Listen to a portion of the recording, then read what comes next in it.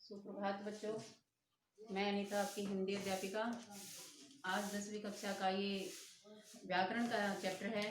व्याकरण में 10वीं कक्षा में सीबीएसई बोर्ड में 4 चैप्टर आते हैं: पद परिचय, वाक्य, वाच्य और रस। तो आज हम करेंगे बेटा रस। रस क्या होता है? रस आपने देखा होगा, गन्ने का रस भी होता है और चाय के साथ आप नाश्ते में लेते होंगे, वो भी रस होता है। लेकिन इसका संबंध उससे नहीं है, इसका संबंध है आनंद से। रस का अर्थ क्या है? आनंद। आनंद ये कोई नाम नहीं है, मतलब मजा आना। रस का अर्थ क्या है? आनंद। अब आनंद किस में आएगा? काव्य या साहित्य को, काव्य या साहित्य को पढ़ने, लिखने व सुनने के बाद जो आनंद आता है या जिस रस की अनुभूति होती है उसको क्या कहते हैं? हम रस कहते हैं। क्या कहा मैंने? किसी काव्य या साहित्य को, परिभाषा है, किसी काव्य या साहित्य को पढ़ने, लिखने व सुनने के बाद जिस रस की अनुभूति होती है उसे हम रस कहते हैं। रस का बेटा एक सूत्र है। सबसे बड़ी बात क्या है कि सूत्र को याद कर लो, आपका सारा रस हो गया। और बच्चे इसको सबसे मुश्किल मानते हैं, इस टॉपिक को बच्चे सबसे मुश्किल मानते हैं, लेकिन मैं कहती हूँ कि ये मुश्किल नहीं है। तो रस का सूत्र दिया आचार्य भरत मुनि ने, और इसका सूत्र क्या है? विभावानुभाव व्यभिचारी संयोगाद्रस निष्पत्ति। ये थोड़ा सा लंबा जरूर है, लेकिन इतना मुश्किल नहीं है जितना आप मानते हैं।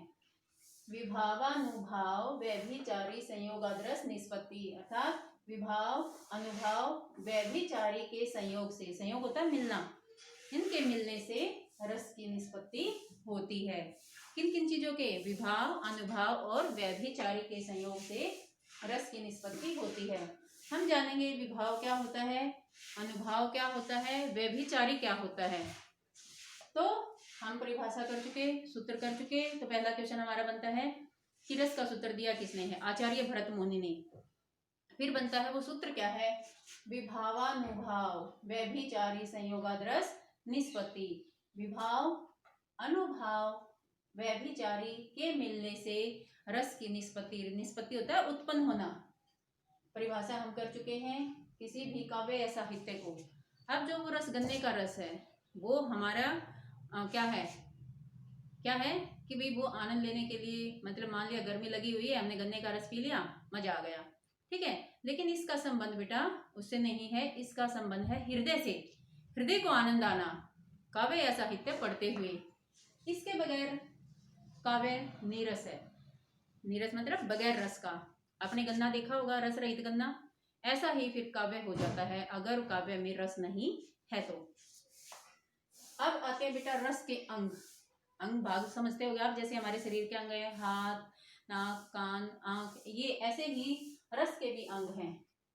तो देखो भाव इसी से निकालेंगे हम। मैंने कहा जैसे सूत्र याद हो गया, सारा रस हो गया, भाव निकल गया। भाव, अब भाव में ही भी और जोड़ दिया, क्या बन गया? विभाव।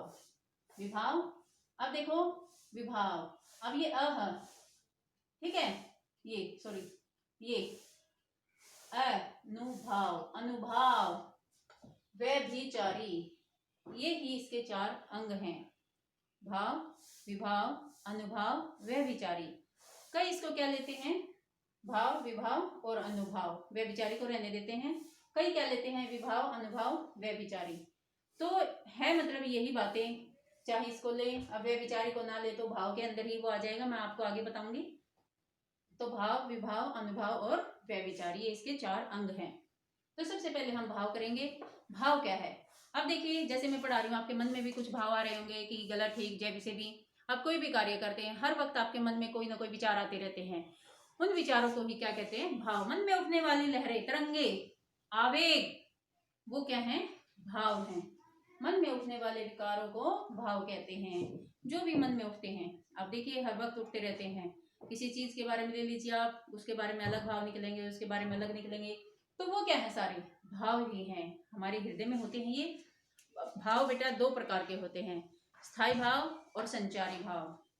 देखो मैंने लिखा है भाव के 2 भेद होते हैं। स्थायी भाव, स्थायी, परमानेंट, जैसे हम कहते हैं आपका परमानेंट एड्रेस क्या है? स्थायी एड्रेस, जहां रहते हैं। ऐसे ही स्थायी भाव, जो हमारे हृदय में, कहाँ, हमारे हृदय में विद्यमान रहते हैं, ये हर वक्त हमारे हृदय में विद्यमान रहते हैं। और संचारी भाव, संचारी का अर्थ होता है संचरण करने वाले, घूमने वाले, ये समय के साथ आते हैं और चले जाते हैं। जैसे पानी का बुलबुला होता है वैसे ही उठते हैं और नष्ट हो जाते हैं। तो अब हम करेंगे संचारी भाव और स्थायी भाव। संचारी भाव क्या है और स्थायी भाव क्या है? संचारी भाव के लिए बेटा ये संख्या में 9 होते हैं, कोई कोई इनको 10 भी मानता है। तो संचारी भाव और स्थायी भाव हम करेंगे। सबसे पहले आता है संचारी भाव। मैंने बताया ये हृदय में विद्यमान होते हैं। संचारी भाव परमानेंट, हमेशा के लिए ये भी हृदय में विद्यमान होते हैं। इन्हीं से रस बनता है, इन्हीं से रस बनता है। हमारे हृदय में ये होते हैं जब ये उचित वातावरण पाते हैं। कौन? स्थायी भाव। स्थायी भाव को जब उचित वातावरण मिल जाता है तो वो रस का रूप धारण कर लेता है। जैसे मैं देखो 2 उदाहरण देती हूँ, आपको अच्छे से समझ में आएगा। ये मान लिया ये गेहूं का बीज है, मान लीजिए गेहूं का बीज है, दिख रहा है आपको अच्छे से? गेहूं का बीज है, ये आपकी टंकी में रखा है। आप मेरी बात को ध्यान से समझना। क्या वो टंकी में रखा रखा पौधा बन जाता है? नहीं, नहीं ना, नहीं बनेगा।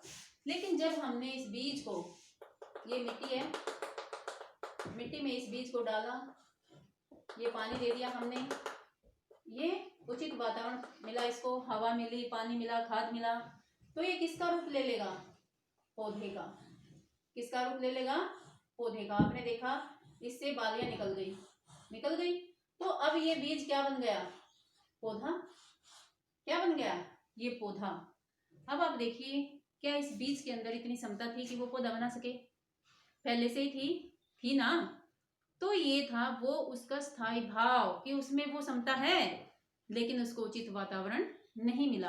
अब उसको उचित वातावरण मिला, जैसे ये खाद, पानी, हवा, धूप, ये सारा, तो उसने किसका रूप ले लिया? रस का। अब ये पौधा बन गया, तो ये मान लीजिए रस है। स्थायी भाव विद्यमान था, उचित वातावरण मिला तो उसने रस का रूप ले लिया। क्लियर है? अब सेकंड उदाहरण और देती हूँ मैं। आपने कोरी मटकी देखी होगी, सभी ने देखी होगी। कोरा मटका मतलब जब उसको पहली बार यूज किया जाता है तो आप देखेंगे उसमें से भीनी भीनी खुशबू आती है।